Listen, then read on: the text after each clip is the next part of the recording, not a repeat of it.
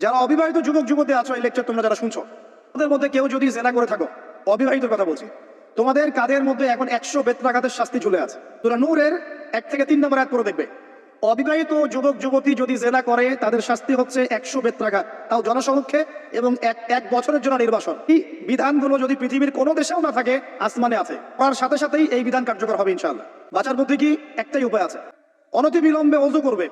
ওযু করে খালেস ভাবে রাতে শেষ রাতে জায়নামাজ বিছাবে, জায়নামাজ বিছিয়ে আল্লাহর সামনে দাঁড়িয়ে 2 রাকাত নামাজ পড়বে, পড়ে নিজের পাপের কথা স্মরণ করে চোখ দিয়ে দরদর করে পানি ফেলে দিবে, আল্লাহকে সেজদায় গিয়ে বলবে, আল্লাহ আমি জিনা করেছি, আমাকে মাফ করে দাও। আমার এই পাপের কথা কেউ জানে না, তুমি জানো, মাফ করে দাও।